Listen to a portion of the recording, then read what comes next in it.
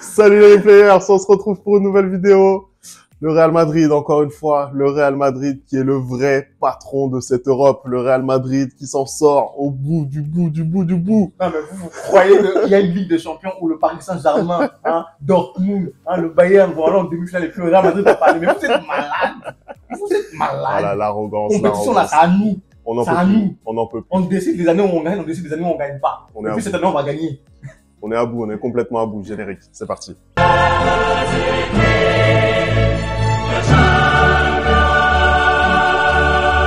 Allez, on commence tout de suite ce débrief. Quel match, quelle double confrontation à laquelle on a eu droit. C'est le Real Madrid qui a eu le dernier mot.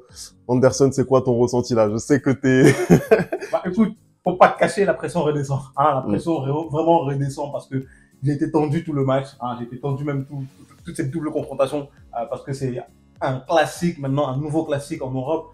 Cette confrontation entre Manchester City et le Real Madrid. Et à chaque fois, on a des matchs exceptionnels.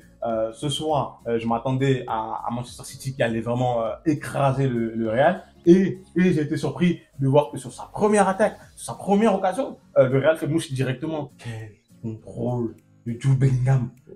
Quel contrôle de Jude Bellingham. C'est un contrôle à la Zinedine Zidane en fait.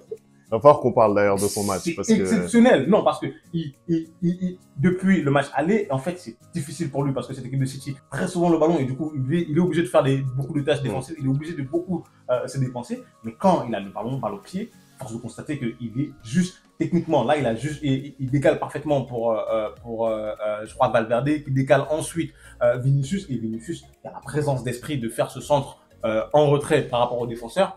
Et Rodrigo qui se reprend à 2 fois. Mais il y a but. Et à partir de là, je me dis, mais le Real qui réussit à ouvrir le score à l'Etihad, peut-être que c'est enfin la bonne année. Et je me dis, le Real va aller pousser pour mettre ce deuxième but-là. Et là, malheureusement, ça n'arrive pas. Et c'est ça, encore une fois de plus, que moi, je reproche à Carlo Ancelotti. C'est-à-dire que tu dois, quand tu as mis ce premier but-là, surtout qu'il y a des occasions, parce qu'à un moment, je ne sais pas si tu te rappelles, il y a Valverde qui déborde à droite et Vinicius est tout seul à gauche.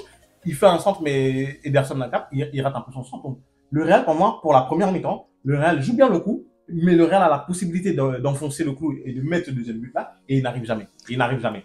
Bah, moi, justement, je suis pas d'accord avec toi, justement, sur ce que tu viens de dire, sur le fait que le Real avait la possibilité de mettre ce deuxième but. Il y a cette occasion dont tu viens de parler, effectivement, où le centre aurait pu être mieux ajusté, encore que je trouve que Ederson anticipe bien. Mais à côté de ça, je suis désolé, ça a été une attaque-défense pendant 120 minutes. T'es obligé quand même de le reconnaître. Mais c'est vrai, c'est la vérité. Et c'est vrai que moi, j'ai trouvé dans la solidarité ce que le Real a proposé ce soir. C'est juste incroyable. C'est une masterclass qu'on a vue. C'est incroyable. Ils ont jamais été débordés, jamais été pris à défaut. Peut-être sur le but, il y a encore une fois, c'est un mauvais dégagement. Il y a matière à débat de dire est-ce que c'est une erreur, c'est pas une erreur. Moi, je suis pas convaincu que ce soit une grosse erreur de la part de Rudiger. Mais en tout cas, ce qui est certain, c'est que au niveau de l'abnégation, au niveau de l'intensité que tu mets dans les duels, ce qu'on a pu voir notamment au match aller, c'est-à-dire ces frappes un petit peu de loin, une frappe comme celle de Guardiola notamment où le contrôle est manqué et où les joueurs du Real ne sont pas sortis. Ce soir, on l'a pas vu, on a tout de suite vu quelqu'un sur le porteur du ballon.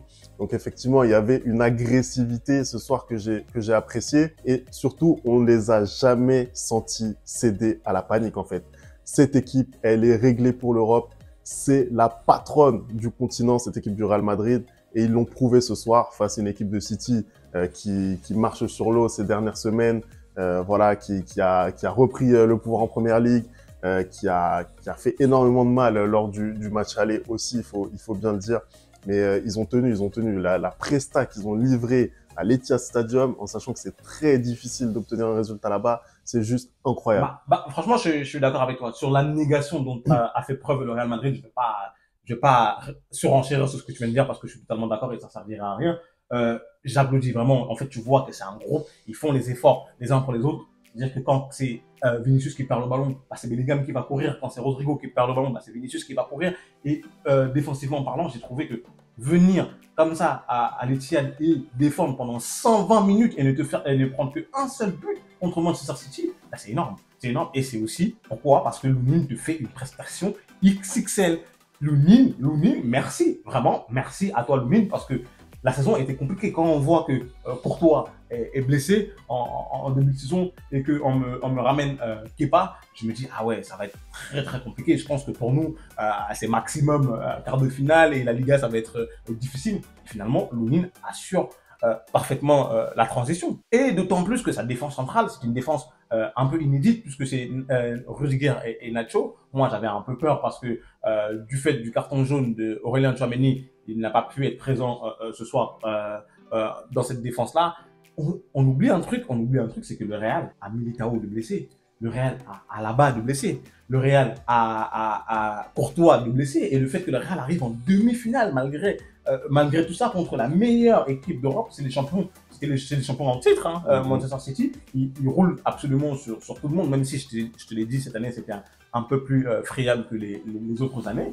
Faire cette prestation-là à l'extérieur, c'est exceptionnel. C'est exceptionnel. Et franchement, bravo à eux. Et je pense que le joueur qui incarne parfaitement cette mentalité-là, c'est Jude Bellingham. C'est-à-dire que depuis le début de la saison, c'est lui qui sauve les meubles côté Real, mais c'est beaucoup plus offensivement. Et là, depuis quelques matchs, c'est un peu plus compliqué pour lui, mais les efforts défensifs qu'il fournit. J'ai entendu qu'il avait couru 15 km, plus de 15 km, parce qu'après, il y a eu les prolongations. Il a couru plus de 15 km dans ce match-là. Et il a la lucidité après d'aller tirer son penalty de fort belle manière. Franchement, c'est une dinguerie. C'est-à-dire que ce club, en fait, tu sens régner une atmosphère où les joueurs se font confiance. Ils aiment jouer ensemble. C'est un groupe où tu vois que quand elle marque, tout le monde est content, en fait. Et ça fait plaisir. Franchement, ça fait plaisir parce que ce soir, City était largement au-dessus techniquement pour moi. Mais le Real a montré que par la détermination et par l'abnégation, on pouvait faire des choses. Voilà. Jude Bellingham, il a déclaré avant le match que ça allait être compliqué pour City parce que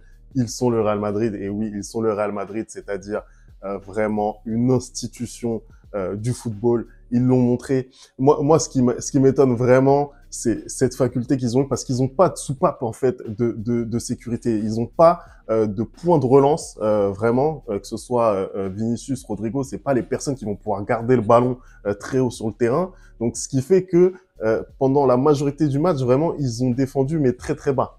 Tu vois, ils étaient vraiment acculés dans leurs 18 mètres et réussir justement à concéder finalement aussi peu, parce que tu concèdes pas beaucoup. Tu concèdes pas beaucoup. C'est vrai qu'en première période, on a vu notamment Kevin De Bruyne s'essayer un petit peu de loin, sans réussite. On a senti d'ailleurs un petit peu le vent de panique déjà dans ces tentatives-là.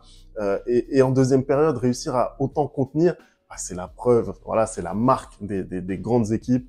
Elles ne sont jamais prises à défaut. Ça courbe les chines, mais voilà, au final, ça travaille énormément. En fait, c'est une équipe qui a une faculté d'adaptation exceptionnelle. C'est-à-dire que le Real peut très bien te négocier une demi-finale là contre le Bayern où ils vont avoir le ballon et ils vont être beaucoup plus joueurs, comme ils peuvent très bien subir pendant 120 minutes ou 90 minutes là, que ce soit le huitième de finale ou le quart, le Real a beaucoup subi et malgré tout, le Real est passé à chaque fois en fait. C'est très très très fort de pouvoir à chaque fois comme ça s'adapter à ton adversaire. On n'a pas forcément quand le Real rentre, ils n'ont pas forcément une tactique précise. Ils sont pas forcément en train de te dire soit on va conserver le ballon ou soit on va procéder comme ça. Moi, j'ai l'impression que là, aujourd'hui, ce soir, ils sont venus, même si j'ai pas trop apprécié, ils sont venus, ils se sont dit, OK, on va souffrir, mais il faudra que sur les contre-attaques, on fasse mal. Et dès leur première contre-attaque, ça a été le cas, en fait. Et pour moi-même, c'était même pas une contre-attaque parce que le but est venu après une longue possession de balle du Real Madrid. Et c'est ça qui m'a un peu frustré parce que j'avais l'impression que chaque fois que le Real arrivait à voir le ballon et à combiner un peu, mais ils étaient dangereux. Ils étaient dangereux. Et même en fin de prolongation, là, tu vois encore avec l'entrée de Brahim qu'il y a un moment où ils ont 2-3 contre-attaques que s'ils sont pas KO, ils peuvent finir Manchester City. Maintenant aussi, on a parlé de l'inefficacité de Manchester City. Je pense que si on regarde le tableau des statistiques, je pense qu'ils ont dû avoir plus de 30 tirs et c'était compliqué. Ils ont eu énormément de ballons dans la surface du Real Madrid. J'ai trouvé en fait que cette équipe avait du mal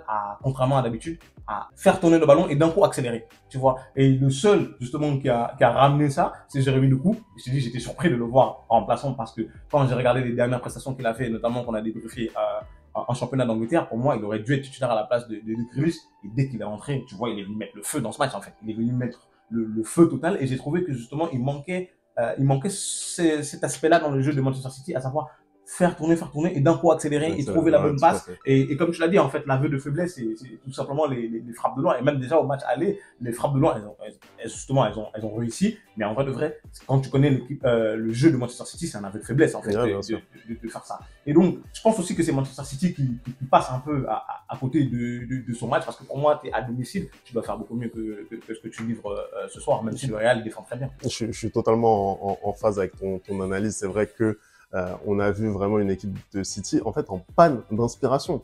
Moi, j'attendais notamment un joueur comme Phil Foden dans cette double confrontation. Ça a été difficile pour lui, même s'il marque au match aller. J'ai trouvé que voilà, il y avait un manque de spontanéité dans la prise de décision. Ça tournait énormément autour de la surface. C'est vrai que l'année dernière, on a vu notamment un joueur comme Rodri qui arrivait à faire la décision. Là, on le sent vraiment émoussé. Il en a d'ailleurs fait part, voilà, qu'il était un petit peu fatigué. Et ça s'est senti sur ce match-là. Il a pris un carton jaune, même sur le match aller. Donc effectivement, il y a pas eu cet élément providentiel qui est capable de faire la différence. Kevin De Bruyne, par contre, lui, je trouve, a quand même été à la hauteur par sa présence. Il n'a pas tout réussi, mais il est quand même l'auteur de ce but égalisateur où, en plus, il a vraiment cette lucidité pour mettre ce ballon au-dessus de Lunin. C'est vraiment incroyable. Hein. Le geste qu'il fait, c'est juste dingue.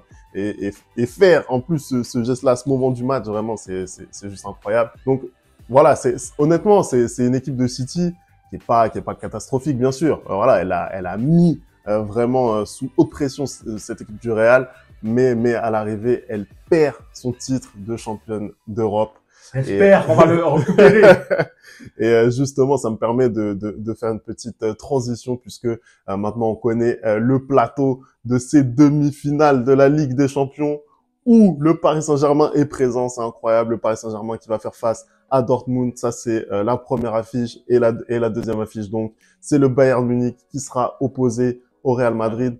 Anderson, un mot déjà là sur ce plateau. Bah, c'est des demi-finales inattendues, je pense. C'est des demi-finales inattendues déjà de voir Dortmund s'en sortir dans cette double confrontation. C'est vraiment magnifique. Je suis désolé, ça fait longtemps qu'on n'a pas vu Dortmund à ce niveau de la compétition. Ça fait vraiment plaisir de voir un club qui travaille aussi bien, qui joue aussi bien arriver en demi-finale de la Ligue des Champions. Ça fait plaisir aussi de voir le Paris Saint-Germain, hein, même si on sait que voilà, on a des atomes crochus. Ça fait plaisir de voir le Paris Saint-Germain à ce niveau de la compétition parce que j'estime que hier, ils ont livré une belle prestation parce que même à 10 contre 11, il fallait quand même réussir à achever le Barça, ce qui n'était pas chose facile. Donc bravo à eux aussi. On a Arsenal malheureusement qui trébuche face au Bayern, mais bon, je l'avais dit, moi j'avais prédit que ils n'arriveraient pas à passer cette marche-là. Bon, il y en a certains qui nous disent que voilà, on abuse quand on parle d'Arsenal, hein, qu'on est trop vindicatif. Bah voilà, vous avez la preuve ce soir. Résultat des courses. Voilà. Il y a plus de Ligue des Champions et la première ligue, ça va être compliqué. Exactement. Et le Real qui arrive à s'en sortir face à Manchester City. Je pense qu'on a des très très belles affiches et je peux pas, franchement là aujourd'hui, peut-être qu'on fera plus tard quand ça sera le moment une vidéo sur les demi-finales. On la fera, vous inquiétez pas. Je peux pas me prononcer là sur les pronostics, je peux pas. En tout cas, moi je trouve que c'est vraiment un plateau intéressant. Déjà, on a cette première affiche Paris Saint-Germain Dortmund, c'est une affiche qu'on a déjà vue en phase de poule. C'est quand même pas si fréquent d'avoir deux équipes de la même poule qui se retrouvent dans le dernier carré. On a aussi, il faut le noter, deux équipes allemandes. C'est l'équipe la plus représentée. Qui l'aurait cru? Qui l'eût cru? C'est incroyable. Et de voir en plus le Bayern et Dortmund, quand tu connais les saisons difficiles que ces deux équipes rencontrent en championnat, bah c'est d'autant plus inattendu. Cette Ligue des Champions est complètement folle. Et puis après, il y a la force de l'habitude, bien sûr. Pour le Real Madrid, ils sont toujours là. 12 participations dans les 14 dernières saisons. Par contre, j'allais dire en 14, non. Dans les 14 dernières participations du Real en Ligue des Champions, c'est 12 demi-finales. C'est dingue. Rendez-vous compte. C'est juste incroyable. Vraiment, la force de l'habitude, la culture club, vraiment la culture Europe qu'il y a dans cette équipe, c'est fantastique parce qu'il y a des gens qui sont là en train de dire Metz est une club. Allez, rentrez chez vous. Non, là, je suis en train de vivre la meilleure semaine de ma vie. Atlético éliminé, Barcelone éliminé, Real Madrid qualifié. Vous croyez, donc vous avez vraiment cru que nous, on allait mettre la honte sur l'Espagne? Jamais. En tout cas, j'ai hâte de voir le Classico en fin de semaine. Merci d'avoir regardé cette vidéo. On n'oublie pas les bonnes habitudes, @le replay foot. Hein. Vous me dites ce que vous avez pensé de ce match, de ces quarts de finale plus globalement qui nous ont vraiment gâtés. C'était juste incroyable, fantastique cette compétition qu'on a cette année. Et puis on se retrouve très très vite pour une nouvelle vidéo. À la Ciao. Madrid.